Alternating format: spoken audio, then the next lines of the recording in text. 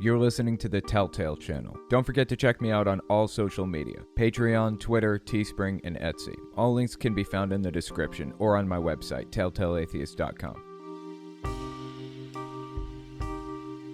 In this podcast, we're going to be talking about white supremacist Laura Loomer losing her primary and literally crying while she claims voter fraud. Celebrity prophets Julie Green and Liz Crokin coming up with bizarre ideas about Nancy Pelosi. Pastor, medical doctor, and far-right figure Stella Emanuel demanding an apology from people who criticized her for claiming with absolutely no evidence that hydroxychloroquine would do anything for anybody. We also take voicemails. If you want to leave a voicemail, the number is 1-800-701-8573. If you want to send an email instead, the email address is telltalemailbag@gmail.com.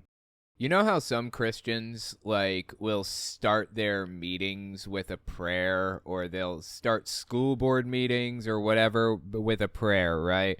Well, I'm starting this service that we're all participating in with the tears of a neo-Nazi. We are losing our country because of big tech election interference. And I am pleading with the Republican Party to please start taking this issue seriously. There you go. Hopefully that rose your spirits a little bit, cheered you up, knowing that there's a neo-Nazi out there who's bawling her eyes out right now. Bawling her eyes out because she lost an election specifically. That is just the pinnacle of beauty right there. One short announcement. I noticed just a couple of days ago that the podcast, the one that you download on podcast apps, iTunes and Google Play and CastBox or whatever others there are out there, I noticed that a large 33-minute segment of the podcast clip of the whole episode was just silent. That was my mistake. When I rendered the MP3 file, it hadn't finished importing one of the clips, so I fixed the problem and I replaced the file. So if you didn't get a chance to listen to last week's Audible, CastBox, iTunes podcast episode, you should be able to delete the episode you have on your phone, re-download, and listen again with the corrected file. Sorry about that. Hey, Owen, it's Trixie from Oklahoma. So I'm watching your live streams of Lindell and basically your unfiltered stuff about Lindell, and he talks about zero forks to four forkers. Yeah. Let me give a little bit of context to this. Basically, Mike Lindell, I believe that this was an appearance that Lindell did at Greg Locke's church, right? He went to Greg Locke's Global Vision Bible Church or whatever and talked about how he was an addict for years and everything, and that's super honorable, except he lied through the entire thing.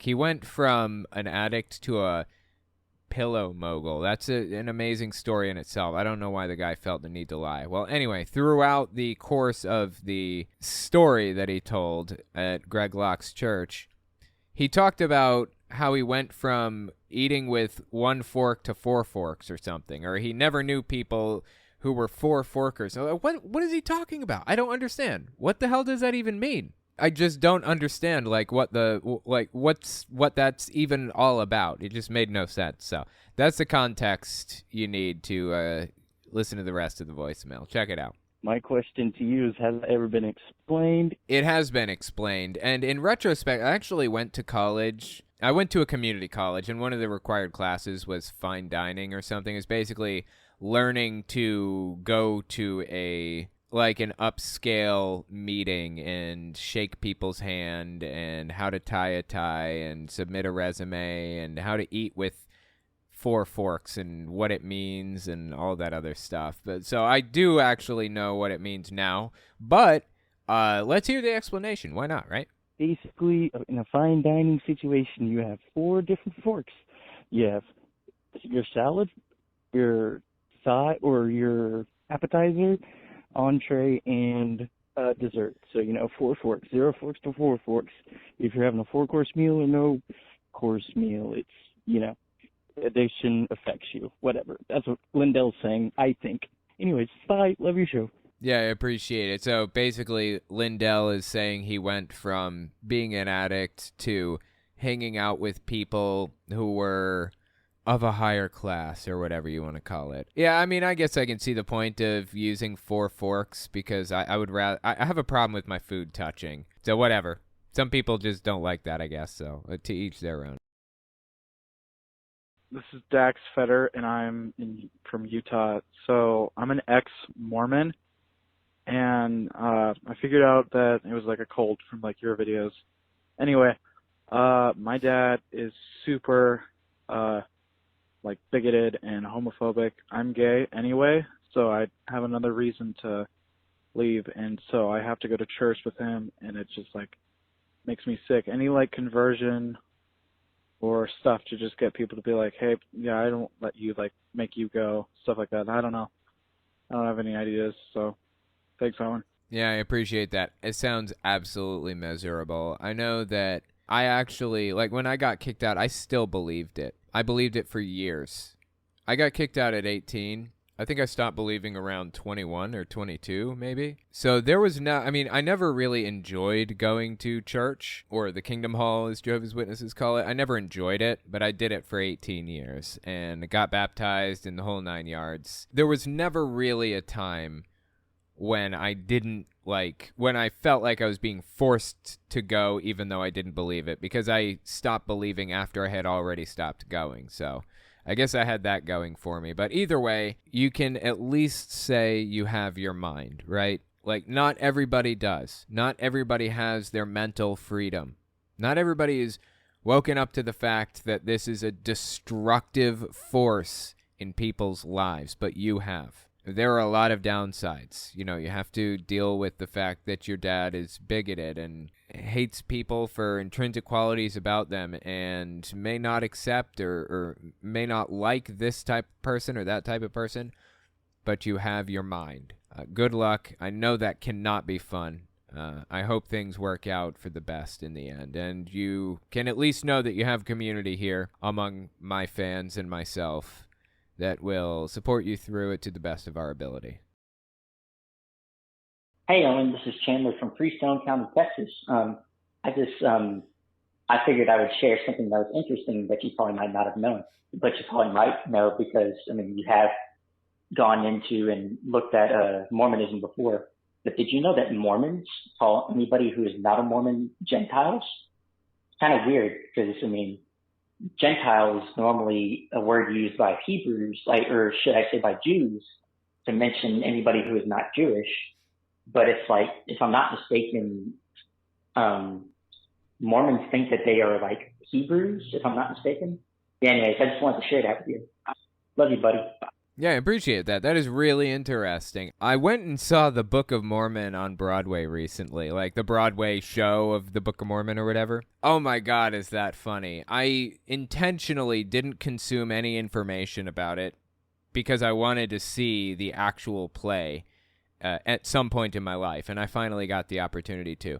Come to find out, the Mormon Church is not a fan. Not a fan. I am, though. I thought it was hilarious. I believe an ex-Mormon in the comments can correct me if I'm wrong on this, and I will pin it to the top. So check to see if the pinned comment relates to this. I think that Mormons believed that Jews got on a ship and sailed over to America during the Old Testament time period, and they used glowing rocks that Jesus touched or something to put them on the front of the ship so that they could see at night. I feel like I'm butchering the story, but somebody correct me in the comments here. And then they sailed the ship to America, and then Jesus shows up in America around 500, the year 500, I think, and then writes the Book of Mormon, and then writes the Constitution to the United States, I think. I mean, I don't even remember. It's been a while since I read about this, but yeah, lots of bizarre beliefs from Mormonism. Deeply fascinating belief system, though. It's ridiculous. Anyways, the Book of Mormon Broadway show is fantastic. I think they have it on Disney+. You should check that out if you haven't. They're not a sponsor. I'm just a fan. We got an email. Title is Some Stuff and People and Such. says, "Hi, love your content. Great stuff. Thanks for all your content. I'm not a patron supporter, but I may be one day." Well, I appreciate that. If you are, that would be awesome. Otherwise, thank you for writing in. Number one, they had a few questions for me. Actually, they had even more questions than this, but I could only hit like a couple. I couldn't hit all of them. So I figured I'd just hit the first two. Number one, I wonder, have you heard of these people? Drunvalo Melchizedek. Yes, I have. When I started my YouTube channel originally, I found a little tiny insular community among Logicked fans and Logicked YouTubers. Trying to remember some of their names now. Martymer81? Does that sound familiar? He may have been in that. There were a bunch of people in it, but it was pretty small. Most of the people aren't creating content consistently anymore anyways, but one of them was named Smells Like E Minor. Microbloganism was another one. That was one of their names, Microbloganism. Anyway, he's probably still on YouTube. Smells Like E Minor was a really good guy, fantastic guy. He introduced me to Logic, as a matter of fact. Yeah, we worked together and we talked and stuff a lot back in the day, in the early days when I had 40 subbies or even less. And when I started drawing stuff on screen, he was there. And he talked a lot about Drunvalo Melchizedek. That was his whole thing, so I looked into it pretty heavily. School of Images, now called Blue School. This is back to the email, by the by. Gigi Young, Female Mystery School, Mars Mysteries, and Maha Vajra. I haven't heard of the others, only Drunvalo Melchizedek. And here's the second question. I agree with your take on Scott Teal Swan, but I did not agree with your take on spirit science, as I do not think it is a cult. My reasoning is I openly agree and disagree with them all the time, and they are perfectly fine with that. They openly say, don't believe what we say at face value, have your own experience, and let's have a conversation about these ideas. I mean, we can say spirit science stuff is crazy, but not a cult, as they do not seem to try to control or manipulate. Just being spiritually back from religion and some form of personal God, I think it would be worth talking to spirit science people and updating your opinion on that. Maybe crazy, but not a cult, but could definitely look like one from afar. Okay, that's an interesting point. I have some qualifiers that I use to decide or to determine if something is a cult. Does it program in a false or a cult identity? I.e., do the people who consume spirit science content tend to have extremely similar, strict personalities to the point where they seem to be almost clones of each other? The problem with spirit science is, sure, in the videos, they have certain ideas about how certain things should go, and they're open about saying, you can disagree with them, that's okay, and all that other stuff. But on a personal level, when you start digging into the belief system, getting involved in the parasocial side, looking into like Jordan, what's his name? Jordan something or other, I forget his last name. Looking into Jordan and other leaders within the movement, do they feel that way? Once you start digging into it, they can say whatever they want in the videos. What I'm looking for is real, actual, tangible effects on people. And when I see people effectively acting like clones, lining their behavior up perfectly with each other, controlling the way that they talk, micromanaging their movements and everything from top to bottom, it's concerning to me. It throws up red flags. Not to mention the fact that spirit science works closely with Teal Swan. Teal Swan and spirit science and a few others, Drunvalo Melchizedek included, they all kind of push the same ideas, similar ideas, and trap people in this vortex of destructive influence. That is why I raise my eyebrows when spirit science videos come on and some of the things that they say. I'm looking for real, actual, tangible effects, not what they're talking about in videos necessarily.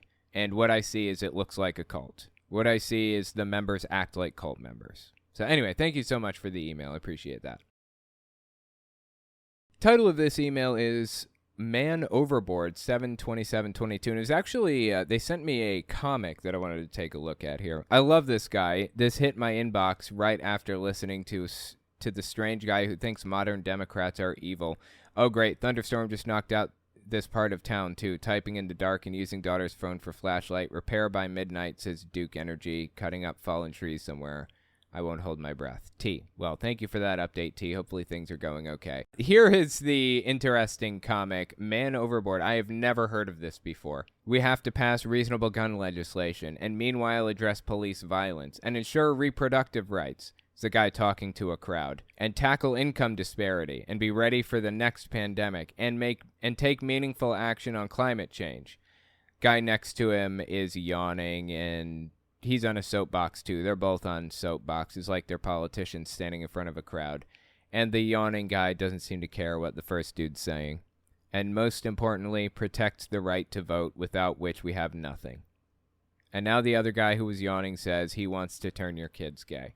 This is a pretty apt illustration of the fact that the right is all about culture wars right now. In the U.S. It is all about culture wars. Whoever is winning the culture war in the moment is who wins the elections. And that's why Republicans lean so heavily into culture war issues. Scream about Mr. Potato Head being canceled because they had the word Mr. at the front. All these crazy liberals throwing a fit that Mr. Potato Head is gendered. They should remove Mr. Potato Head's gender and make it just Potato Head. And the company broke and changed it. No. There were no liberals out there screaming about that. Literally none. Nobody was complaining that it was called Mr. Potato Head. Not one person. You know who was complaining? Fox News and Newsmax and all the other people. They were screaming that a private company made a private company decision for themselves to change the name of their company from Mr. Potato Head to just Potato Head because they make Mrs. Potato Heads also. The culture wars are fabricated nonsense by the far right. And this comic is a perfect illustration of that. He wants to turn your kids gay. It is all about scaring the shit out of people. That is all they care about. And at this moment, sadly, they're succeeding. By the by, I'm not going to be able to give the kitties treats tonight because my big orange cat, Miki, has diabetes. We found out. I did find treats that she likes, but I couldn't find treats that they both like. So Kashmir doesn't like her treats, unfortunately. And her treats are really expensive. Let me show you. Oh, she came running. It's this little pack here. It's just freeze-dried cat treats.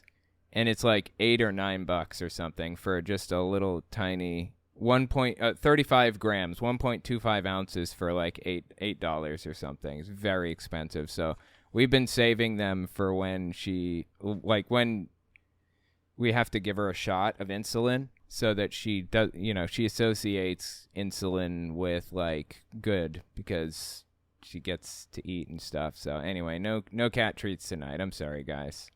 We just found out she's diabetic the other day, and it's been hard to adapt to everything. Try taking blood from a cat. Not easy. Not easy to do. Still haven't figured it out. I'm trying.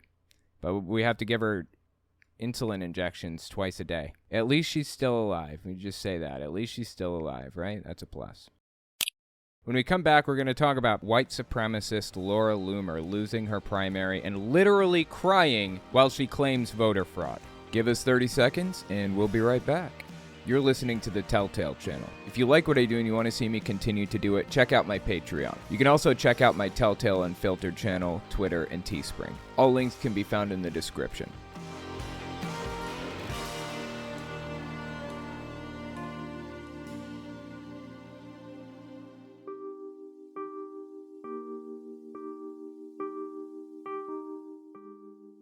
For those who are unfamiliar, this is Laura Loomer on screen here, okay? She is a deep, deep white supremacist and Christian nationalist, and she's running for office. Well, she was running for office. She lost. It is fantastic news, to be perfectly honest.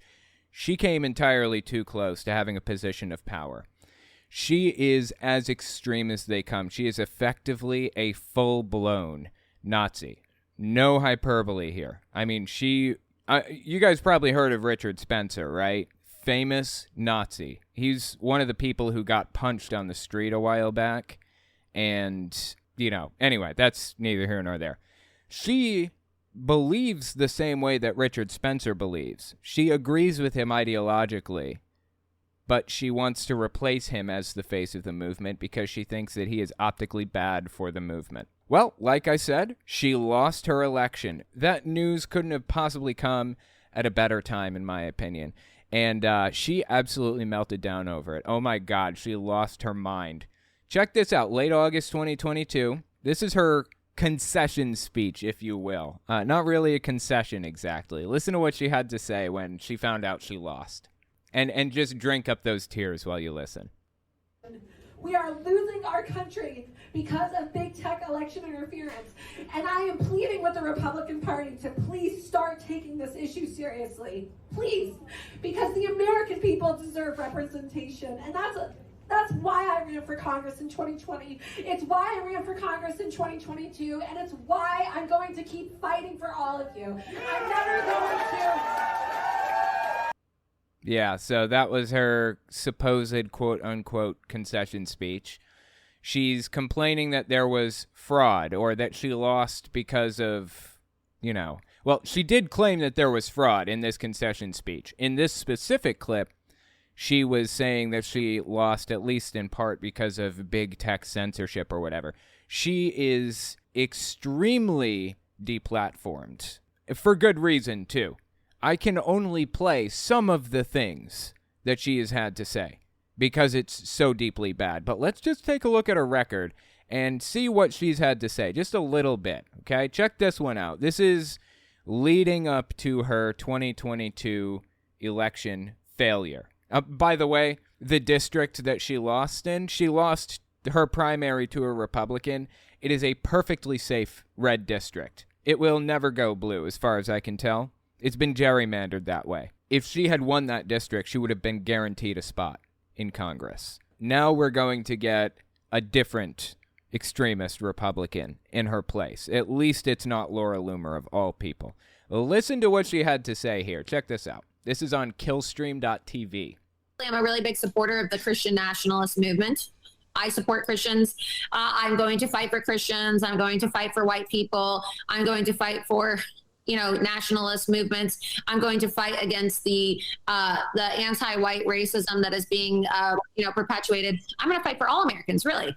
All freedom-loving Americans, regardless of their background. But there is clearly a war on white people. There's clearly a war on Christianity in this country. Yeah, that didn't sound like she intended to fight for all Americans, all quote-unquote freedom-loving Americans. She just listed groups that she believed were oppressed and that she would be fighting for specifically. White people. She's going to fight for Christian nationalism, white nationalism. That's insane. That is insane, okay? And by the by, she is Jewish, was Jewish. She converted to Christianity very recently. She's been removed from basically every social media network in existence. She's been removed from YouTube and Facebook and Instagram and Twitter and all of them. And she's been backed into a corner of only using something like Telegram. That's basically her only option. Her official Telegram channel, like Laura Loomer Official for her campaign or whatever, has 30,000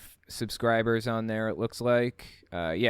Looks like she's got about 31,000 subbies on Telegram, which is not nothing on Telegram. It's a significantly smaller platform than, say, YouTube or Twitch or whatever. So the fact that she has as many as 31,000 is, blow me away gigantic. But she's had some things to say on her Telegram that I wanted to pull up. She runs in the same circles as Nick Fuentes. If you're not sure who that is, he is basically king of the incels. I've done some clips on him before. You can just go look. He is an extremist who is also borderline neo-Nazi at best. In fact, I may venture as far as to say full-blown neo-Nazi. But he says, I trust Gab because Gab is run by a faithful Christian and not some Judeo-Christian either, a Christian. Laura Loomer says the idea that you can't trust someone who's Jewish is quite absurd, because of course she's Jewish. I've been on Gab since it was created. I sent donors to Andrew Torba in 2017. I've never condemned him or Nick Fuentes, and I've fought for the America First agenda as a Jewish American. Obviously, we just heard her explicitly say that she's fighting for white nationalism and Christian nationalism in the U.S., despite the fact that she was born and raised Jewish, basically, right? I've also taken lawsuits against Google, Facebook, Twitter, and Apple all the way to the Supreme Court as a Jewish American. So anyway, she's upset that people were fighting Judaism. Well, Nick Fuentes is fighting Judaism and wants just Christians in it, right? I will not stand for this claim that only Christians are loyal to America. This is Laura Loomer again. I'm Jewish and I'm a U.S. citizen. I'm loyal to my country.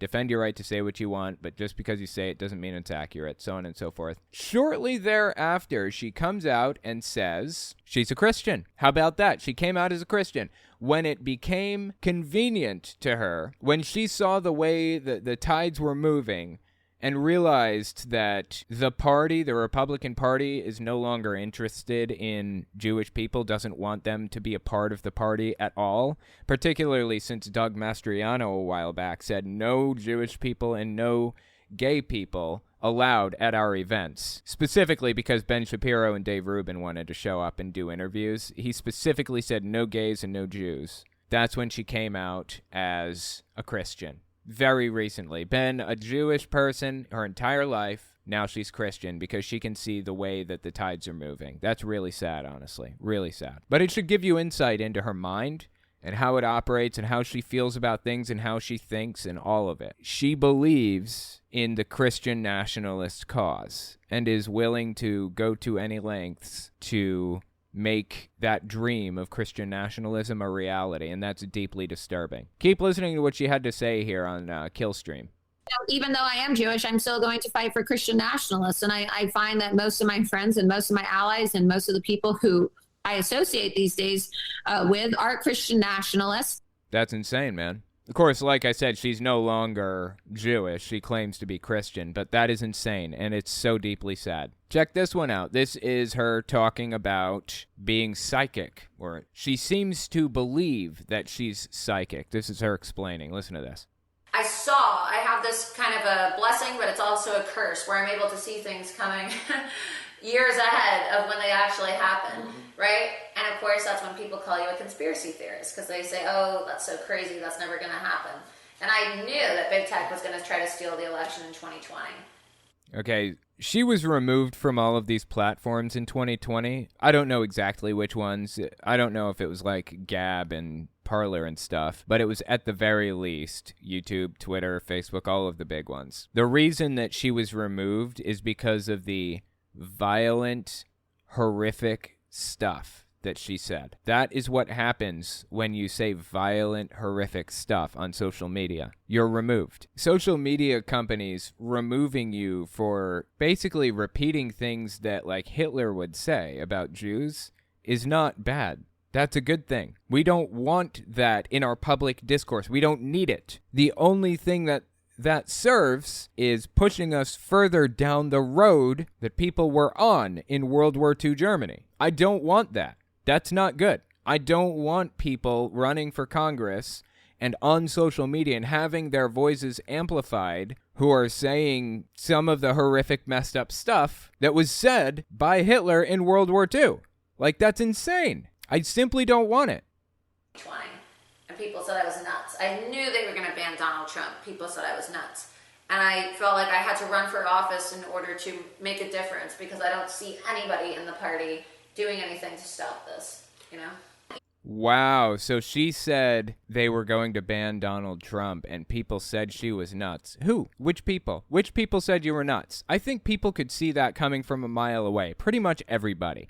At some point, it was more likely than not that Trump was going to be removed from certain social media websites. Twitter was his big thing. He had a gigantic Twitter following, and that's where he did a lot of his messaging and stuff. So it took entirely too long for Twitter to remove him, but it was honestly no surprise whatsoever when he was finally removed. That doesn't mean you're prophetic. That doesn't mean you're psychic. That means you had common sense and you could read a room or read a situation. Really. Come on. You know, I'm not saying that I'm a psychic, but I am saying that there are people who do, you know, have abilities, right? I mean, it's called prophecy. I'm not saying that I'm a prophet, but what I am saying is that everything that I've predicted has happened. Everything that I said was going to happen has come true. And so perhaps people should listen to what I say because I have a pretty strong batting record. Okay, wow. I'm not saying I'm a prophet. I'm not saying I'm psychic. I'm just saying I foretell the future on a regular basis, and I am correct 99 to 100% of the time. What are you saying then? What are you saying? Get a little more specific for me. Ridiculous, man. God, I'm so glad that she lost. So deeply glad. Oh my God. We did not need this voice amplified. It gets even worse. It gets even crazier. Believe me. Like I said, I can't play some of the stuff that she's said. It's too over the line. Check this one out. In this one, she's talking about the current Republican Party and how she feels about them. Even Gitmo is too good for Ronna Romney. Okay, Ronna McDaniels is the head of the RNC. I'm assuming that she's making fun of Ronna McDaniels by calling her Ronna Romney. I don't know what she meant by that. Even Gitmo, though, huh? You think even Gitmo is too good for them? An extrajudicial prison camp where people are tortured and mistreated on a regular basis, have no human rights whatsoever. She apparently wants to remove people's human rights if they are on her side politically, but not extreme enough. Even Gitmo is too good for Ronna Romney. Okay, even Gitmo is too good for Kevin McCarthy and all of these. Kevin McCarthy is the current House Minority Leader, 2020 to 2022, I believe. So that's why she's calling him out. He's the Republican leader in the House. And all of these scumbag rhinos in the NRCC and NRSC who threw our president and threw patriots under the bus and allowed for the Democrats to steal the election. You ever see 2000 Mules, right? You go watch it. Everybody who's watching this, go watch 2000 Mules. They had whistleblowers. They had whistleblowers who had video evidence, surveillance video evidence, and they took it to the crooks and the NRCC and the RNC and all of these crooked Republican organizations that run our feckless current Republican Party. And you know what? They didn't do anything about it. Oh my God. Wow. Okay. First of all, the 2020 election was not stolen. I just want to lay that out there. The 2000 Mules is a ridiculous propaganda film that uses circumstantial evidence at best to try to make the case that it was stolen. It's piss poor. And what she said there a minute ago about there being video evidence, no, there isn't. No, there isn't. There is no video evidence. If there is, then let me see it. Somebody send me the video evidence of this. It doesn't exist. And third, this is Pete Santilli on the left. The guy is, oh my God. Oh my God. I don't even know what to say about Pete Santilli. If you want to see more from Pete Santilli, check out my Unfiltered YouTube channel or my Twitch. I've got to cover the guy soon because he's something else. Let me just show you like a short snippet of something else this guy had to say. This is another candidate for Congress named Deanna Lorraine. She was an InfoWars correspondent for a while. Matter of fact, Laura Loomer was also an InfoWars correspondent, but that's neither here nor there. This is from early August 2021, and this is Pete Santilli talking to Deanna Lorraine. The people now that are learning more about the adverse impact of getting vaccinated, they're having regrets about it because what people are having adverse reactions? What people are regretting getting vaccinated? I haven't talked to a single one. I'm sure there's probably somebody out there. Vaccines were by and large an incredible thing for humanity, like mind-blowingly useful and helpful in society. And this guy is demonizing them. Why? Who knows? Just because, I guess. But just wait for his conspiracy theory to spin up. He hasn't gotten there yet. We're hearing about this shedding that's going on, and the vaccine shedding. The shedding, and it's possible for vaccines to shed the way they're describing, not the COVID vaccine. It does not work that way. It's not possible in that case. So they're just completely full of it there. And also, the activation of the graphene oxide is actually sitting there dormant. But if it gets energized by something like 5G, it actually kills all the cells around it. That is so crazy to me. That's crazy to me, too.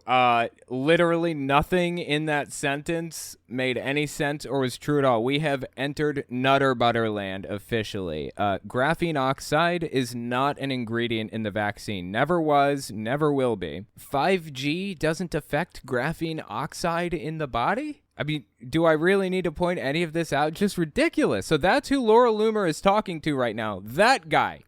The guy who believes that graphene oxide is in the vaccine and is going to be activated when they turn on 5G networks. By the way, when he put that out, 5G networks were already active in the U.S. In fact, I live in an area that has 5G, and I got vaccinated, and lo and behold, I'm not dead. How about that? Anyway, I'm hoping you're starting to see, like, the level of discourse that we're at here. I hope you're starting to see, like, where these people's heads are at, and how deeply glad I am that she lost, and why I just eat it up when I see her crying on stage and screaming about fraud. Because the American people deserve representation, and that's why I ran for Congress in 2020. It's why I love it, dude. She is a deeply flawed candidate, to say the least. Deeply flawed candidate. And she would only make things worse in the country. The only direction she would bring us is down. Keep listening to her conversation with Pete Santilli here. Crooked Republican organizations that run our feckless current Republican Party. And you know what? They didn't do anything about it. They didn't do anything about it because you know what? They were in on this deal, and 2000 Mules proves it. No. There was no election fraud. 2020 was one of the most secure elections in U.S. history because Trump was making the claims about election fraud before the election even happened. Before it even happened, he's screaming about it. So Democrats and Republicans both were watching everything like a hawk and making sure everything was completely and totally 100% above board. And after the fact, people filed lawsuits and searched through voting records and talked to people and tried to find evidence of fraud. Not a single piece of evidence pointed to systemic fraud that could have possibly overturned even a single state, let alone an entire election.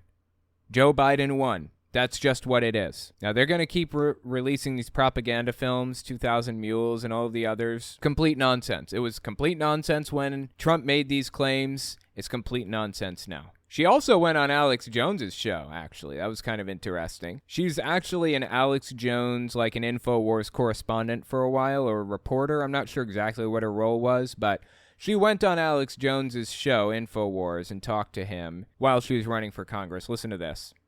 They think MTG was dangerous. Marjorie Taylor Greene. I can't wait till you're in Congress, but we got to push it over the top here. Yeah, and Alex, hopefully, you know, when I win my election and I become the first deplatformed candidate in United States history, you know, I would love the first deplatformed candidate in U.S. history. Wait, I mean, Trump was removed from Twitter while he was president, but I guess not while he was running for president, right? They should have banned him from Twitter, like, when he was running. So, okay, I don't know. Maybe that's true, but it's only like a half-truth. Like, many politicians have been removed from social media, just not while they're campaigning, necessarily. And was she even removed while she was campaigning? I'm not sure. You know, I would love to serve on the House Energy Commerce Committee in Congress so that I can take on the big tech social media tyrants. And I would love to personally invite you to testify in Congress. You know, since you, as well as myself, we are probably the two most censored and banned individuals in the entire country, if not the entire world. And I look forward to platforming your voice in the United States Congress. I can't wait. Well, why do you think they singled, because it really is true, you and I out? You're like banned from Uber, Airbnb, myself included. Why do they pick you and I up front 4 years ago to do that too? Really? You don't know? You don't know why they picked you, Alex Jones, and you, Laura Loomer, specifically out of anybody? You saying you're wondering why they didn't ban Joe Biden rather than Laura Loomer? Are you kidding me? Do you think maybe it's all the Nazi talking points? Could that be it? Or no? Is that not possible? You think they just picked your name out of a hat? Just ban Laura Loomer just because? Because we're truth seekers and we're ahead of the curve. I think that you and I really have been trailblazers, especially when it comes to waking people up about big tech social media censorship. And we are probably the best. I would say we are the best journalists in America today, the best investigative journalists alive.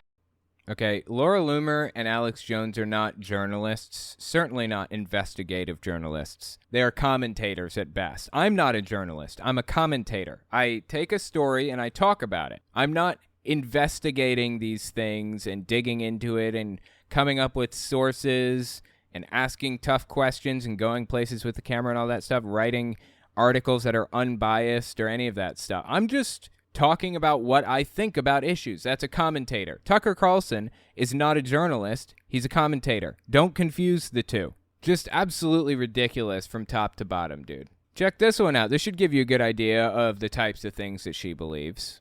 Our educational institutions, whether it be the public school systems or institutions of higher education, they are being infiltrated with godless communists and Marxists who are trying to indoctrinate your children and your grandchildren with LGBTQ degeneracy, okay, and anti-God, anti-white propaganda, anti-American propaganda. Yeah, that's Laura Loomer. Jesus Christ, dude. I am so glad she lost her election. Oh my God. I couldn't have come at a better time and couldn't have happened to a nicer person, right? I'm just so deeply glad. And the fact that she lost her election means that we get this.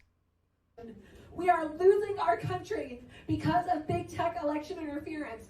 And I am pleading with the Republican Party to please start taking this issue seriously. I love it. I love it. You can hear her like choking up because she lost her election. Like the way that she says the word seriously.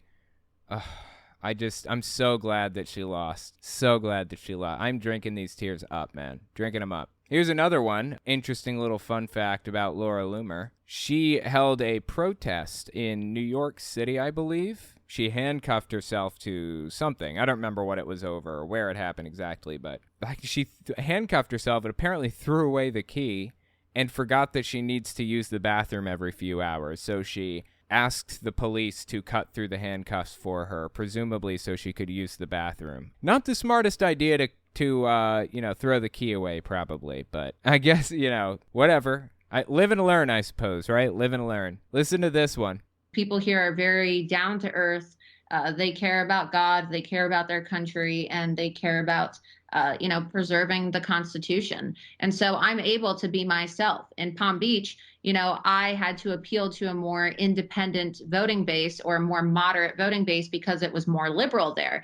But, I'm very right wing. I'm running a campaign to the right of the current Republican Congress. You don't say. And that's what the voters here want. And, pertaining to, your background with white advocacy and being a white advocate and, really pioneering the intellectual discussion, right, around race and demographics in this country.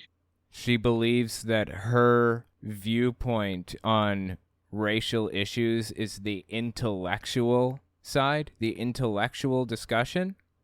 Citrus County, which is in my district, is also the whitest district in the entire state of Florida, too. And so these issues of CRT and anti-white racism and anti-white hatred and this anti-American, anti-white Christian mentality that the Democrats are pushing, right? They're trying to persecute white people. They're trying to persecute Christians, the most persecuted people in the world. That's on the radar of my constituency. And I look forward to being their advocate when I win my race and, get elected as their next congresswoman.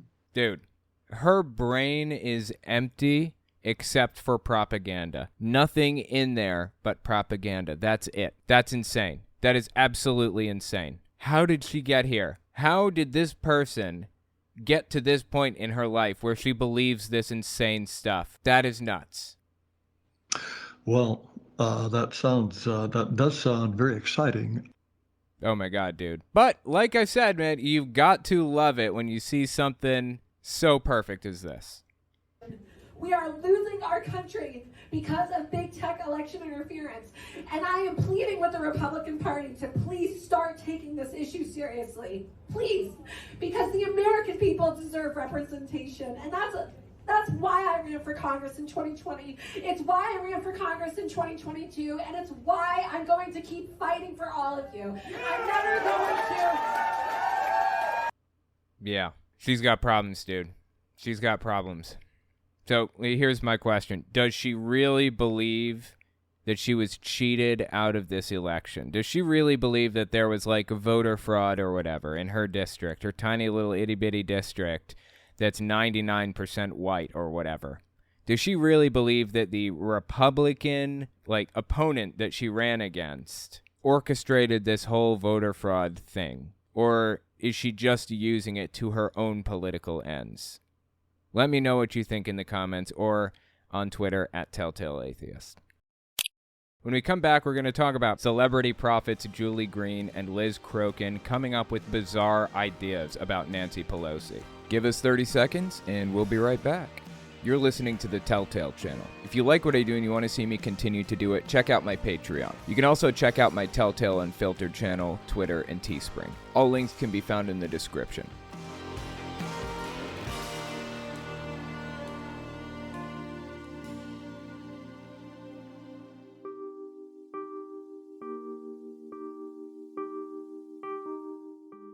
This is Julie Green, and she is the official campaign prophet for Doug Mastriano. Now, if you're unfamiliar with Doug Mastriano, he's a far-right extremist who is the Republican nominee for the gubernatorial candidacy in Pennsylvania. So basically, he's running for governor in Pennsylvania, and he has a real shot at getting it, is the bottom line. It's extremely concerning. And Julie Green is his campaign prophet. Campaign prophet. I didn't know that that was a position in a campaign or in a governorship or whatever, but the president has a spiritual advisor usually, so Trump did at the very least. It was Paula White. So, I get it. I've heard crazier things, I suppose. But I gotta say, I don't think it gets much crazier than the things that I heard from Julie Green and her friend Liz Crokin. Liz Crokin is closely linked to Carrie Lake.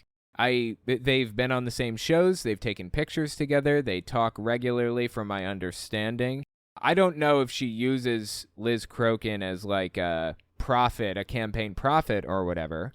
If you're unfamiliar watching this 5 years in the future, Carrie Lake is the governor candidate for Arizona right now, the Republican governor candidate. So it's all very, very concerning. We're going to talk about Liz Crokin in a little bit too, because she's got absolutely nutty views. But we'll get there. We'll get there. Let's just listen to what Julie Green, campaign prophet for Doug Mastriano, had to say for herself. Mid-August 2022. Check this out. They know Nancy can't handle the presidency. Nancy Pelosi, current Speaker of the House. No, they know she's a drunk. But they know... Who's they? Who's they? Who knows she's a drunk? How do you know she's a drunk? What are you even talking about? She's kind of giving us a weird little monologue here, right? The interesting thing about what she's doing right now is she claims to be a prophet of God. She receives divine information from on high, right? And what she does is when she receives this information, she writes it down in a book, like the Book of Green, chapter 3, verse 12, that kind of thing. Seriously, that's what she does, Julie Green. And then she comes on air, on Rumble or wherever, and reads it out like she's reading Bible verses. Reads out what she wrote as though they're Bible verses. This is in Julie Green's Bible, what she's telling us right now about Nancy Pelosi. They know Nancy can't handle the presidency. No, they know she's a drunk. But they know she is dying, and they helped with that. Who's they? How are they helping Nancy Pelosi die? I don't understand. They are now disposing of anyone they feel is no longer useful to them. Who is they? She failed the puppet masters with her 2 impeachments that didn't work. No assignment and anything they gave her against Trump, it didn't work. So now she is seen as a failure. So Julie Green is saying that Nancy Pelosi, current Speaker of the House, is being controlled by some puppet masters who forced her to do 2 impeachments on Donald Trump, even though they were false, which they weren't, by the way, but that's what Julie Green believes. And she failed in getting Donald Trump impeached, so now her puppet masters are upset with her? What? Her days are coming to an end, and she will not last until the 2020 midterm elections. This is recent, so she must have meant 2022 midterm elections. Well, that's kind of specific, right? She said Pelosi isn't going to last until the midterm elections. Well, we're pretty close. You sure about that, Julie? You sure you want to double down on this? You sure that God told you this information because it's about to blow up in your face? I mean, the midterm elections are happening as of the moment that this is being filmed. They're happening in 2.5 months, less than 2.5 months. They're basically happening in about 9 to 10 weeks. The midterms will be happening. So here's the question. If Nancy Pelosi doesn't kick it in the next 9 weeks, can we officially call Julie Green a false prophet just based off this one prophecy that she gave? The very first one that we're listening to? Angel of death. Elections. She'll be visited by the angel of death for her crimes against my nation. Again, she's speaking with God's voice because God gave her this prophecy. And the blood is dripping from her hands. She loves to drink the little children's blood. And that is a QAnon belief. There's this belief floating around from QAnon that Hillary Clinton, Nancy Pelosi, Huma Abedin, and a bunch of other major political figures are Satanists that do satanic rituals and sacrifices and all this other stuff. Completely nuts, dude. Completely nuts, some of the stuff they believe. Of course, no evidence for any of it at all. Like zero. But she claims that it came from God, so she's going to repeat it as though it's a fact. By drinking this blood, they believe they will receive a longer life. Yes, a true witch, she really is. She was part of sacrificing the children to Baal. She loved for him. Yeah, I guess I had to cut some things out. I don't even remember what she said there. Let me step back. Children to Baal. She loved for him. Oh, yeah, it was just, kind of, that's what it meant. I just wanted to cut down on the number of questionable words is all. Oh, yeah, notice her use of the word Baal, too. If you're unfamiliar with who Baal is and why they keep talking about him and everything, basically the Jews and the Canaanites lived in the same area around the same time, like thousands and thousands of years ago, right? And basically every deity name that you ever hear mentioned in Christianity today all routes back to the Canaanite pantheon. So you got like the Greek pantheon and the Roman pantheon. They had gods. They just had different gods. So a pantheon is just a list of different gods.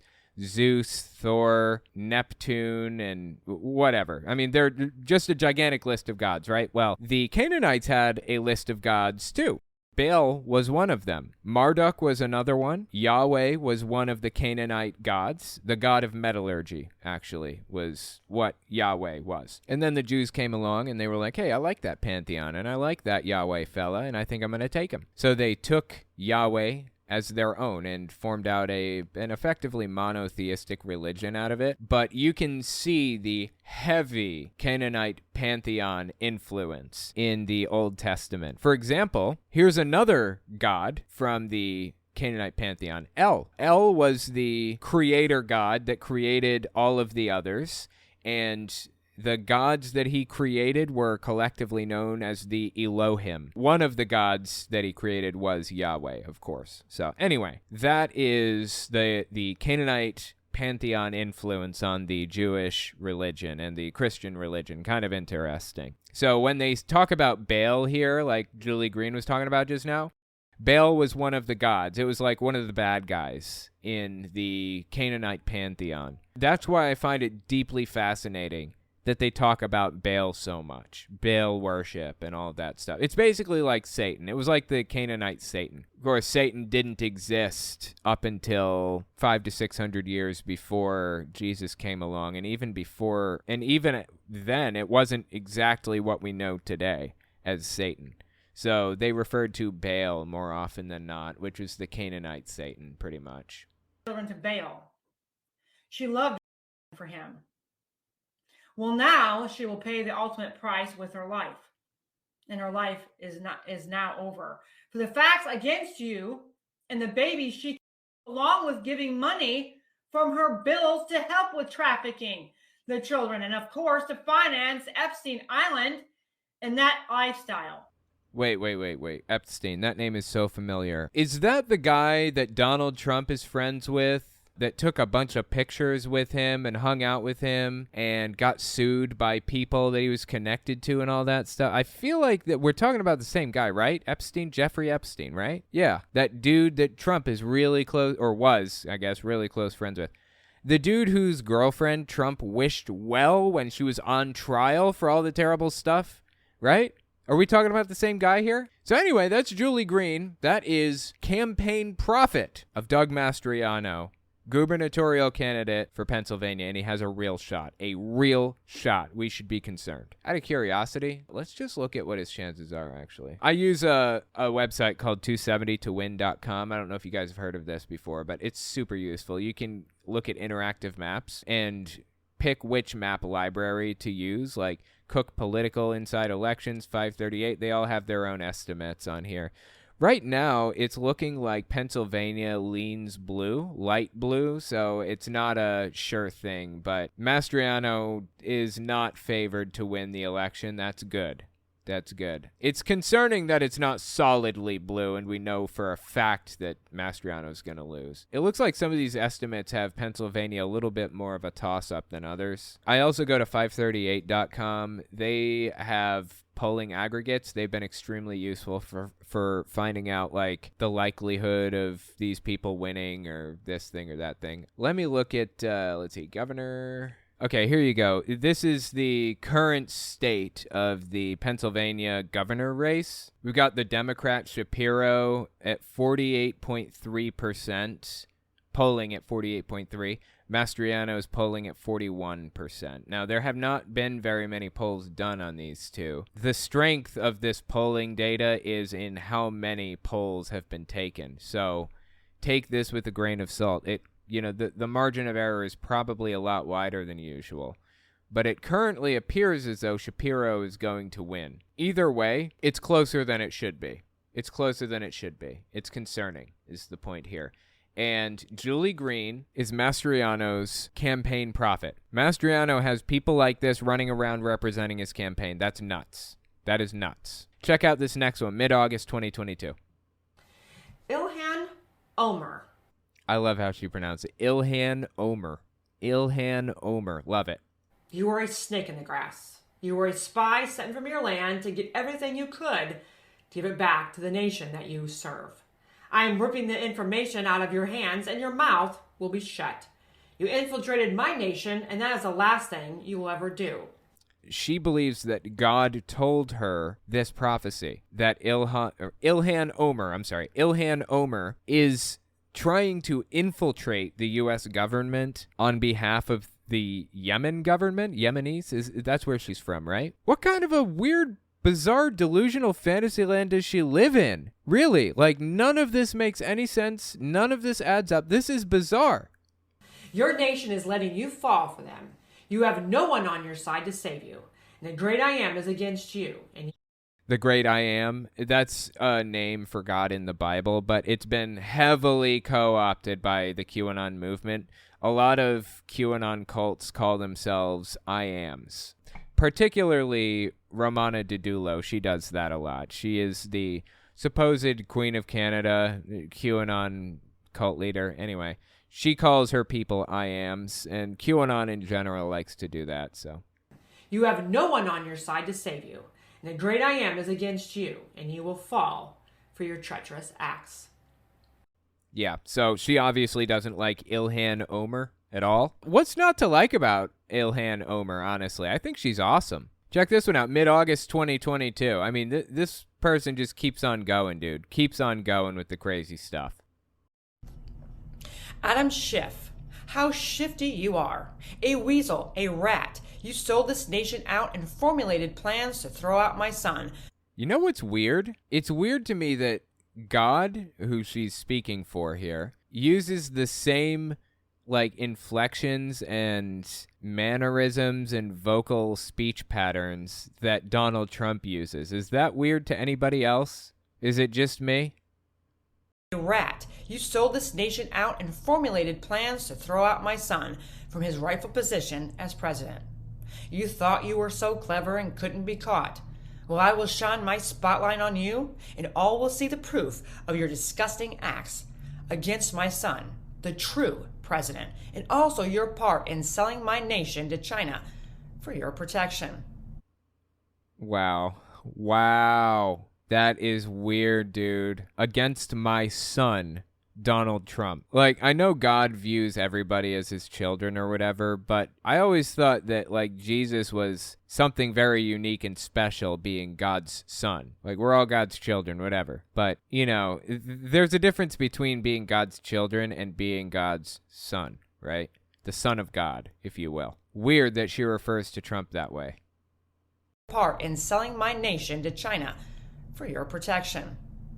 Just like the United States was to sink like the Titanic, you were supposed to be set for life because of the part you played. Yes, China is selling you out, and I will show the world who you are. You too will be tried for treason. You will also pay with your life. Nothing can save you now. Adam Schiff, for your shifty deals have cost you your life, and nothing can change your future. Chuck Schumer, your story is... Oh my God, she's going after Chuck Schumer now. This is insane. That is nutty. Oh yeah, I think, like, I did the thumbnail after this shot. Let me tell you guys something about myself, okay? It's hard to find a frame in a video that doesn't look bad. Seriously, it's hard to do. Just because of the way that video works, it's basically blending two frames together in between each, and that's how you get a certain number, blah, blah, blah. It's complicated. Anyways, for that reason, it's hard to find a frame in a video that doesn't look like garbage, but I go out of my way, specifically, to find frames in a video that are not unflattering, that don't look like shit, because I feel like that's propagandistic. You know, people find a picture of somebody that looks like complete garbage. They look like a scumbag. They look terrible and weird and creepy or whatever, and they insert that picture into a thumbnail to grab people's attention. I don't believe in doing that. I think that's wrong. I think that's propagandistic. And if I'm going to complain about people being propagandistic, then I have no right to do that myself. But this face was just too much, dude. It looked too much like the meme, like the toad guy, like this. It looked too much like this toad here to not use it. I had to use the frame. But keep in mind, it's one of the few times you'll ever see me use a frame like that. It was just too tempting to pass up, honestly. Chuck Schumer, your story is similar to that of Nancy, Adam, Mitch McConnell, Mitt Romney, and Obama. You are all the same, evil to your core, and you sold your souls to China and to the devil himself. You will pay with your lives, but not before your judgments, and you will lose everything you hold dear to you. You have received your indictments, and you know your days are numbered here on this earth. None of you will enjoy your last days. My mighty army comes for you to remove you from your places of power and where you sleep. Okay, that's creepy and weird, but why are we sitting around waiting, right? If God wants this done, why doesn't he just do it? Just do it. Stand up, just send the army. Like, it should be here instantly, right? Isn't he all powerful? Just remove them from power instantly, just like that. Can't he influence any election? God? Can't he, like, make any result he wants happen? Why are all of these people still winning elections if God doesn't want them to? I don't understand. Is he all powerful or not? These are the days of Haman. You wanted death for my nation and my children, but instead you will reap your harvest, though not before you see your nightmares come to pass. My son will return and will be put back in his rightful seat. When she says my son will return and be put back in his rightful seat, what she means is Donald Trump. She means Donald Trump will return and be put back in the presidency. I know.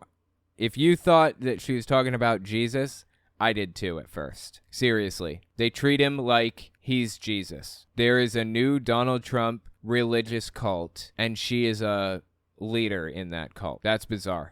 Back in his rightful seat. You will all pay with your lives, and your plans will not succeed. I, the great I am passing judgment, and it is time for you to reap all what you have sown in one time, all at one time.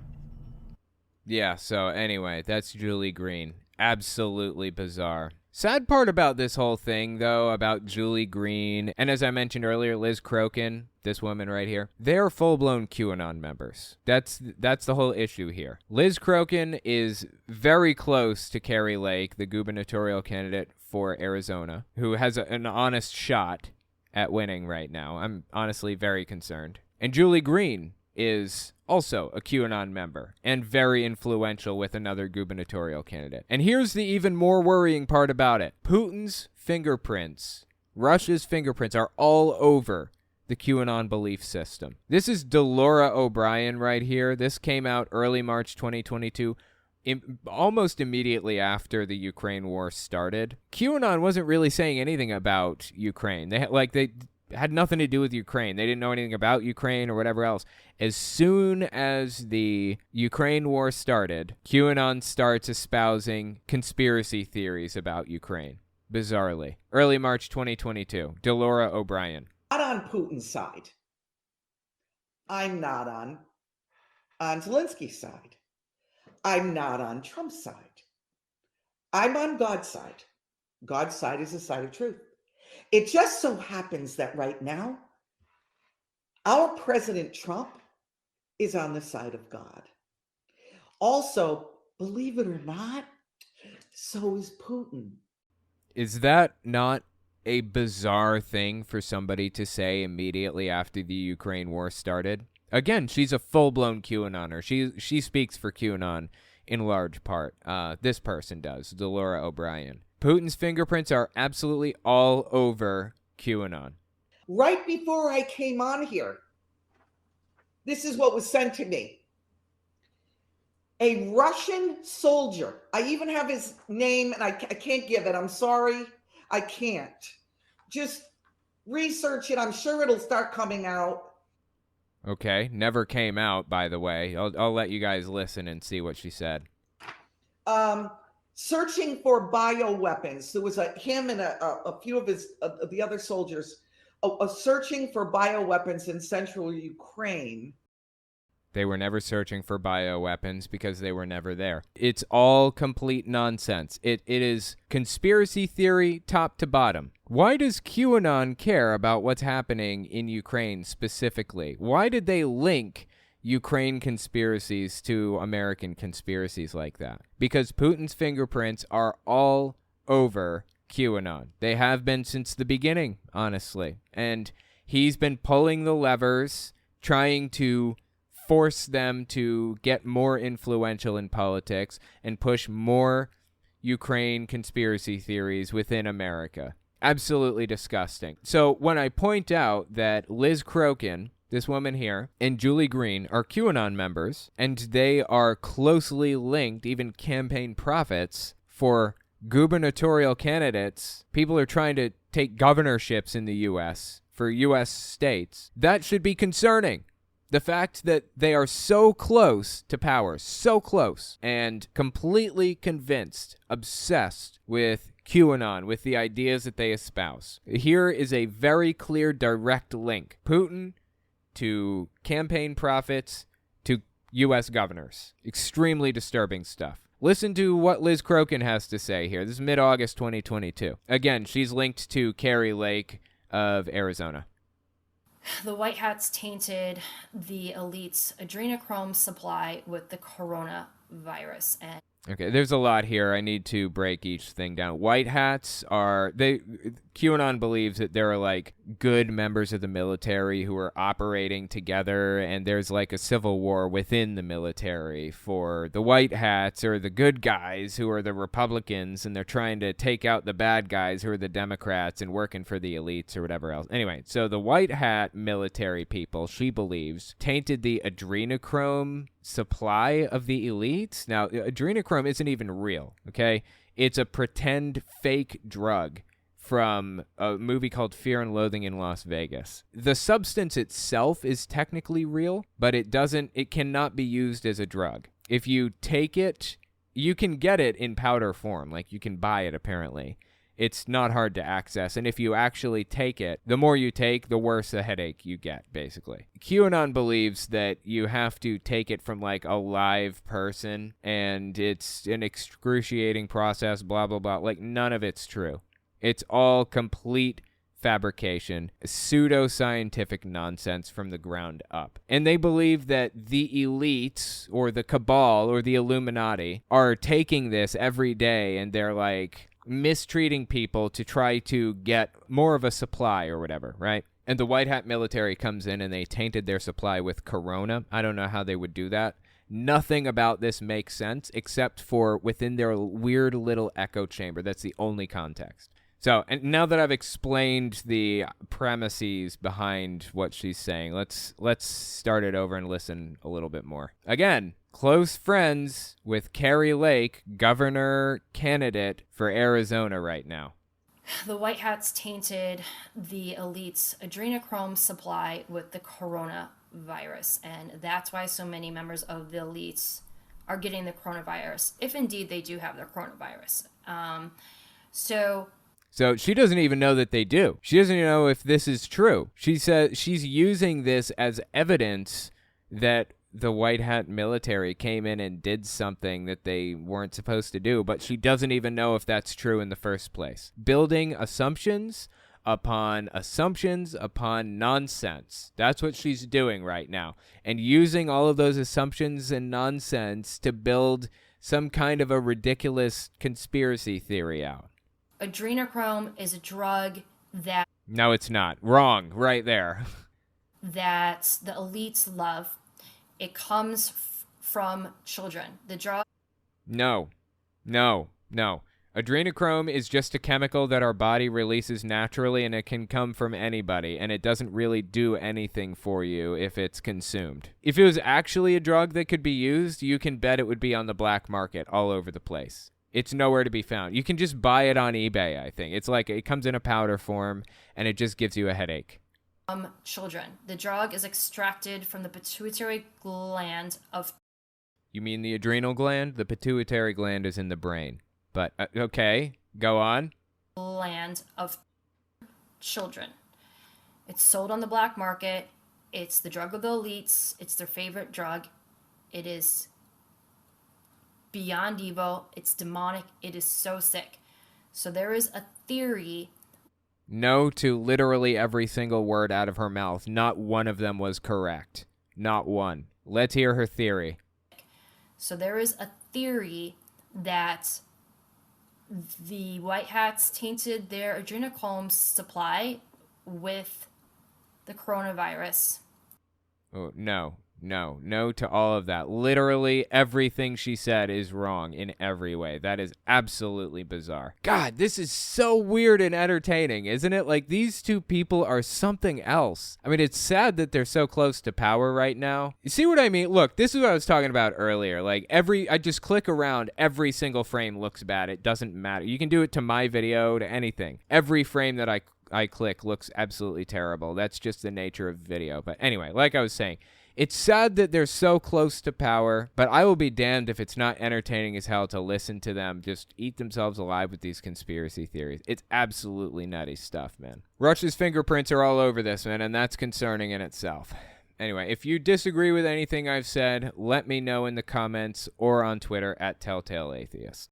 Mr. QTube first name thought, as I understand it, the human body can't digest or process blood if you drink it. That is correct. Thank you for bringing that up. I meant to mention that. Cannot be processed if you drink it. I mean, it can be injected. And there are actually studies that show that if you get a blood transfusion from somebody who's younger than you, it will slow the aging process. That's actually true, but that's non-harmful. You don't have to, like, do it with a kid against their will. It doesn't hurt the kid or any of this other crazy QAnon nonsense. Does not work that way. There are, like, blood transfusion donors that donate their blood to older people to help them stay alive longer or stay young or whatever else. It's totally normal. It's just a standard medical procedure. Nothing wrong with it. But, you know, a grain of truth to every conspiracy theory, and they just have to fearmonger and propagandize as much as possible. That's all there is to it. It's absolutely nutty. In fact, there was a TV show a while back called Silicon Valley. I loved that TV show for a while. It was on HBO. So funny, dude. Oh my God, was it a funny show. And I was a software engineer at the time, so it was perfect because it was about software engineers. It didn't end fantastically. I felt the ending was lackluster. They should have ended it a season early. But anyways, in that movie, they kind of gave you a sneak peek into like Hollywood elites culture, and they portrayed one of the bad guys as like having a blood boy, where this kid would come over and he's like 20 and young, you know, fit and works out all the time, and he just does a blood transfusion with this bad guy, and he's like, oh yeah, that's just my blood boy Gavin, you know. It's funny. It was really funny. It was a funny show. If you haven't seen that, you should watch it. Ilhan Omar came to the U.S. when she was 8. This woman is saying she was a spy at 8. Emily Sigmund. Doesn't need to make sense for them to believe it. They will believe absolutely anything with no evidence, especially when they believe that God told it to them. They're even more firm in their conviction that they're correct. People like this are honestly dangerous to society in the sense that they can say anything that they want and claim that God told them that thing, and gullible suckers will believe that. Honestly ridiculous. And then they use that supposed prophecy from God to whip people into a blood frenzy and get them pissed off at everybody around them. Get them pissed off at liberals, pissed off at Ilhan Omar and very specific people, and make them want to take action against them. It's disturbing, man. When we come back, we're going to talk about pastor, medical doctor, and far-right figure Stella Immanuel demanding an apology from people who criticized her for claiming with absolutely no evidence that hydroxychloroquine would do anything for anybody. Give us 30 seconds, and we'll be right back. You're listening to the Telltale Channel. If you like what I do and you want to see me continue to do it, check out my Patreon. You can also check out my Telltale Unfiltered channel, Twitter, and Teespring. All links can be found in the description.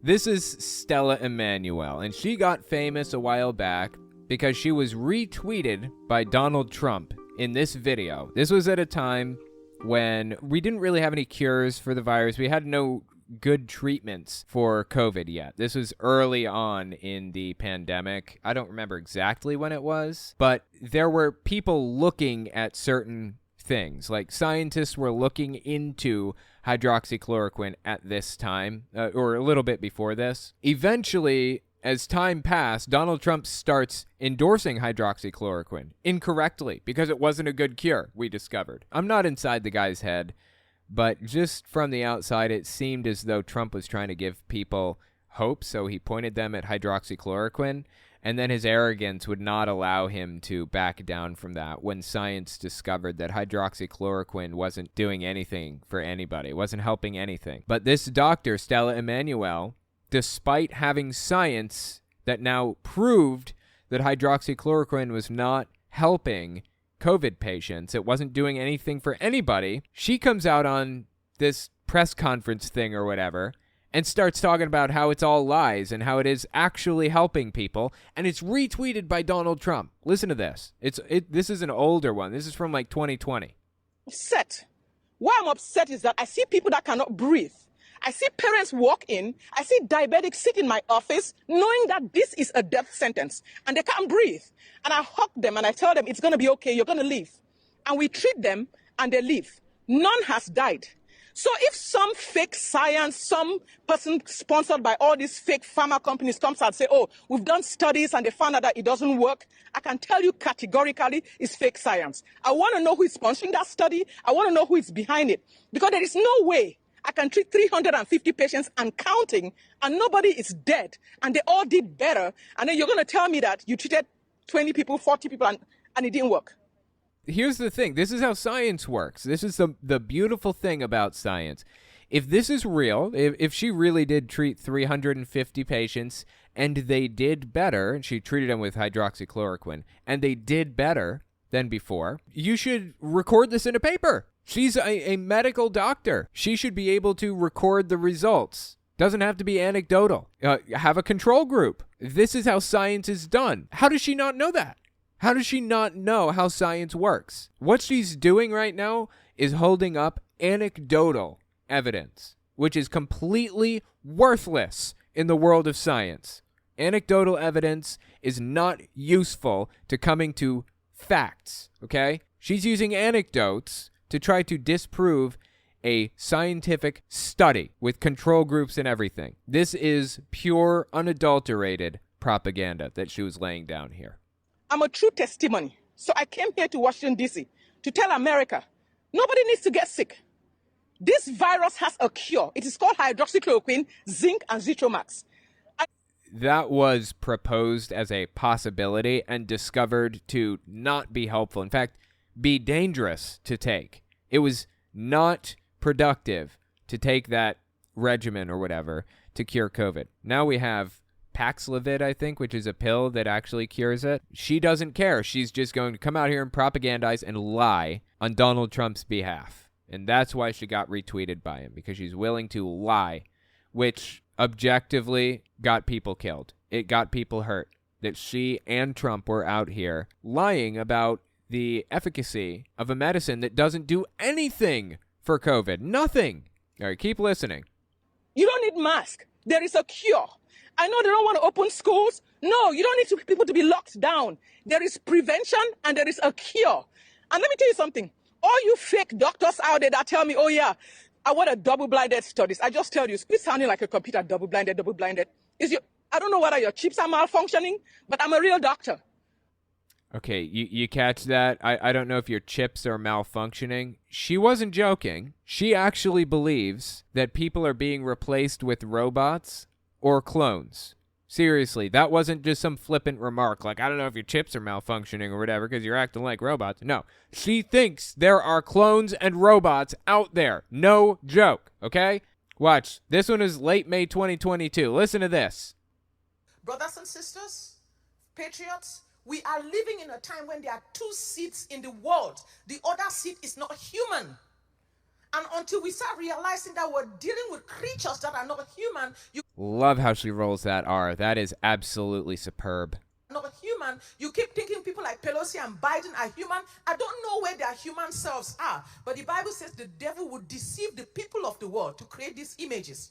So how does this deception take place? Be quiet, be quiet. Wait, you have time to shout. Just give me a few minutes. What's happening to this seed? Listen, the devil will deceive them that if you die, you're going to live forever. We will clone you, download your brain to the Internet of Things, and then we're going to upload your brain back into that clone and you live forever. It's a deception. Because you see, Bill Gates has been deceived. Even the elites of the world that were human beings have been deceived. Because if Bill Gates was going to die in 20 years, why is he trying to kill us? Why is he... Dude, he's not. Bill Gates is not trying to kill us or anybody else. What is the Internet of Things? Isn't that like the name that they gave to like smart plugs or something, and like smart home devices or whatever? She honestly, truly, to the bottom of her heart, believes that they took Nancy Pelosi, Joe Biden, and Bill Gates' brains and just removed the consciousness and replaced it with like a demon. She was not being flippant earlier when she said your chips are malfunctioning. Saying, oh yeah, it doesn't work and it causes heart disease. Let me ask you, Dr. Sanjay Gupta, hear me. Have you ever seen a COVID patient? Have you ever treated anybody with hydroxychloroquine and they died from heart disease? When you do, come and talk to me. But she's leaning on anecdotal evidence again. Absolutely worthless in the field of science. Sanjay Gupta was one of the more famous doctors who was working on COVID, I believe, when everything was falling apart. He was advocating for correcting medical misinformation, and here she is out here spreading it rampantly. And Donald Trump retweeted her. Donald Trump boosted her, signal boosted her, talked about the ideas that she was espousing. Absolutely insane. Come and talk to me. Because I sit down in my clinic every day and I see this patient walk in every day, scared. Okay, that's the general point. Here's the interesting thing about this person, though. Check this out. Mid-February 2021, so basically like a year or so, give or take, maybe 6 months after that video came out, she comes out and she is upset. She is mad because she thinks she's been vindicated. She thinks that everything that she said in that video we just watched was proven true. Listen to this. I demand an apology from the media. I'm talking about CNN, CNBC, and all their like New York Times, and all those people that called me crazy, from Hollywood. I mean, from people that sat around and made videos calling me crazy when I said hydroxychloroquine worked and we should not allow people to die. I'm talking about FDA, CDC, NIH. I'm talking about all of you, my colleagues, the ones that called me names, that threatened to report me to the boards and all that stuff, because I don't know of any of her colleagues who called her names and threatened to deport her to whatever. I wouldn't stand for calling anybody names or threatening to deport anybody. I think that's wrong. But what colleagues did that specifically? Can you give me a list of names? There is nothing wrong with people calling out bad behavior. That's good. I encourage that deeply. And that's exactly what the CDC, the FDA, and, Sanjay Gupta and everyone else is doing. That's what Fauci was doing. They were all calling her out for being wrong, unequivocally wrong about her claims regarding hydroxychloroquine and the virus more generally. It's not the only claim she made about the virus, by far. But she seems to think she was vindicated in all of this. Where is her head? Where is it? Are we not, living in the same reality as her? What happened? She thinks that people have been, replaced with clones and robots, so we're certainly not living in the same reality. But how did she get to the point where she believes that she was vindicated publicly? I don't understand. To report me to the boards and all that stuff because I said hydroxychloroquine. Oh, report her to the board, threatening to report her to the board. Absolutely. The thing that would have her medical license stripped. Yes, I love it. Love everything about it. Don't call her names. I don't believe in that. I don't believe in name calling or insulting or anything. Report her to the board. I hope they did. I think she still has her medical license, though, sadly. I'm not sure. That threatened to report me to the boards and all that stuff because I said hydroxychloroquine works. Now you have all these studies that are saying it works. No. We have literally 0 studies that say that it works. 0 reputable, peer-reviewed studies. It was nonsense then, and it's nonsense now. It was nonsense when she first said it. It was nonsense when she claimed she was vindicated, and it's nonsense in 2022. It's nonsense, okay? I don't know how else to say it. And it's bizarre to me that she is absolutely convinced that she was right the whole time. How did we get here? What about the 500,000 plus people that have died? Who is going to be responsible for them? Somebody needs to get their behind suits so bad that they will not find a way out of where they'll be locked up, because this is crazy. Even Joe Biden called me crazy.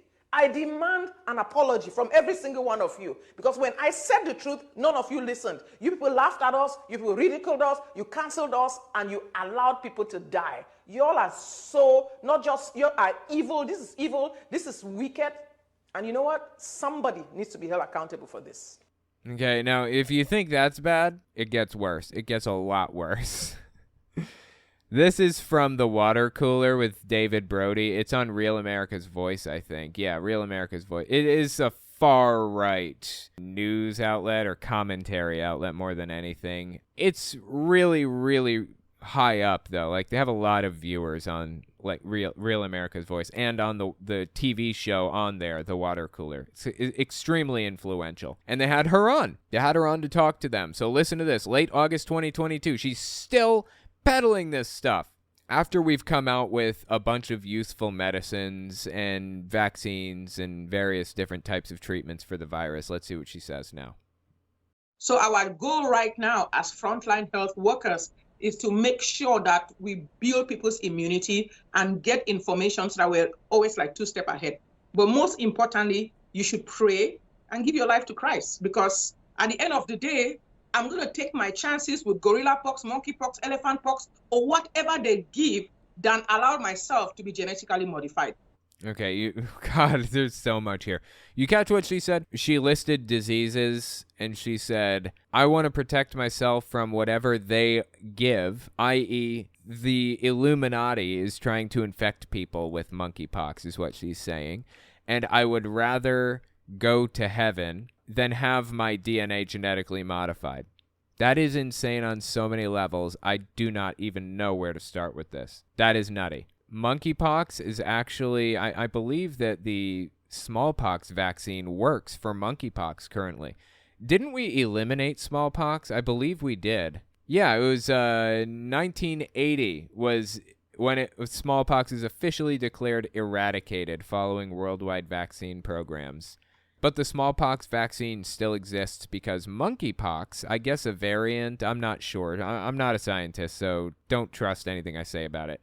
I think it's some kind of a variant of smallpox because the smallpox vaccine works for monkeypox. I mean, smallpox vaccine is old. We've had that for like a long time. But here she is saying that genetically modifies your DNA or whatever. She's saying the same thing about the COVID vaccine. Absolutely nutty. Absolutely nutty. And what is her solution? Rather than just get vaccinated like a sane person, she's saying, say your prayers and get ready to die instead of getting vaccinated. Modified. And if I die, I'm a child of God, I get to go home to heaven. That is actually where people have to stop being afraid to die because they are getting us because we're so scared to die. So if you get to a place where you give your life to Christ, get your life right with God, you know where you're going, you will not be afraid to die. Because what is coming, millions and billions of people are going to die. But the issue is going to be, read Revelation 6, where are you going to go if you die? So we should not be scared of death. That is part of transition. That's a fantastic point. I think a lot of this is that the left is scared of dying because they haven't given their life to Christ, or at least a lot of them haven't, or most of them haven't. Okay, just that statement aside, how did she get a medical license in the first place? How did that happen? How did we find ourselves as a society in a situation where somebody went to school for like 8 years and interned with doctors for 4 more years on top of those previous 8 years and passed tests and got certified and worked with patients for as long as it is required to get your degree and licenses and everything? And she believes this stuff. How did we get here? How did this happen? I don't understand. I am so deeply confused. I really hope she lost her medical license. I really, really deeply do. Absolutely insane. If you think that's bad, the right has, of course, been demonizing the LGBT community for the monkeypox situation, blaming the other to their heart's content, of course, just like they did with HIV. Blame the LGBT community and do absolutely nothing about it because what they're doing should be criminal anyways, right? This is Stu Peters talking to Stella Emanuel, of all people, about monkeypox. Heavily redacted. I really could not play this otherwise, sadly. So one of the answers would be, don't have gay. Repent from your homosexual lifestyle and go find Jesus, because the real pandemic here is promiscuous among gay men at participating in satanic depravity. So satanic depravity. Is that like satanic ritual? Does he think that like the LGBT community is taking part in satanic rituals or whatever? I mean, he does believe that. I'm just not sure if that's what he's like laying down in this specific conversation. So stop that. As a matter of fact, we should make a law against homosexuals. We should just say that that's not allowed. It's a criminal offense, and we should lock these people up. Another answer. Well, lock them up. I mean, that's obviously deeply depraved that he would even suggest such a thing. But at least he's stopping at lock them up rather than the death penalty, like a lot of hate preachers and right-wing commentators are saying right now. I mean, hell, Rush Limbaugh, of all people, dude got a, what Freedom Medal of Honor or something? Or it's like the highest medal that can be bestowed upon a civilian, and it can only be given by a president, and Donald Trump gave Rush Limbaugh this medal. Rush Limbaugh, during the height of the AIDS crisis, read off lists of the names of people who died from HIV and celebrated it. Is it much more depraved than that? That is wrong on so many levels, dude. And that is exactly the route that we're going right now with monkeypox. Exactly that route. Another answer. That should happen, yes. Yeah, yes, it should happen. Absolutely wrong, dude. Absolutely wrong. There is something deeply, deeply depraved about this viewpoint. It's disgusting. Stu Peters has problems of his own. He's got absolutely depraved views on a lot of things, especially the LGBT community. But, you know, he believes a lot of the same stuff as, like, Julie Green. I mean, I talked about her in a previous video. If you haven't seen that one, he has a lot of the same views as Julie Green and Liz Crokin, this woman right here. I mean, he's a QAnoner to the core. In fact, the dude is actually, I'm talking Stu Peters now. Stu Peters is a flat earther, of all things. Seriously, he's a flat earther. This guy right here on the left. So I would say I don't think anybody is coming to him for serious news or information or whatever, but sadly they are. Unfortunately, they are. He has a massive presence. He is, I would venture to say, nearly as big as InfoWars. He just kind of appeared out of nowhere overnight, it seemed, but he has a massive media platform to a disturbing size, and he's platforming people like Stella Emanuel and saying absolutely disturbing stuff. We've got to talk about this stuff more, man. We have to. We cannot let this stuff go unrebutted. So here's my question about Stella Emanuel, unrelated to Stu Peters here. Is she ever going to come back to reality? Is she ever going to come to realize how completely full of it she is? Or is she going to go to the grave completely delusional? In my opinion, based on the bizarre ideas and beliefs that she has, unfortunately, I think that she's going to pass sooner rather than later. And I say that because, not out of joy. I don't want anybody to die, period. Nobody. I don't support the death of anyone. But the beliefs that she has are going to put her life directly in serious danger. Obviously, some of the beliefs that she has are going to put her in serious danger. So I don't think she has as much time as the average person out there does. If she's actually living the way that she believes, I think her time is limited. Is she going to realize sooner rather than later that she's completely full of it, or will she go to the grave believing this stuff? Let me know what you think in the comments or on Twitter @TelltaleAtheist. Thank you guys for coming and giving this a listen, and I will talk to you next week. If you like what I do and you want to see me continue to do it, you can support me in a few ways. First, there's Patreon. That's probably the best way. But if you want to get something back for your support, you can check out my Teespring. I sell all kinds of shirts and coffee cups and stuff on there. You can also check out my other channels. I have a Telltale Unfiltered YouTube channel where I go through long-form videos like Kent Hovind's seminar series, Jehovah's Witnesses TV show, and televangelists prophesying about politics. And finally, you can check out my social media. If you have a question for me, the best way to ask it is to tweet it at me. I'm on there all the time, so check it out. All links are in the description as always. Anyways, that's all I've got for you. Thanks for listening.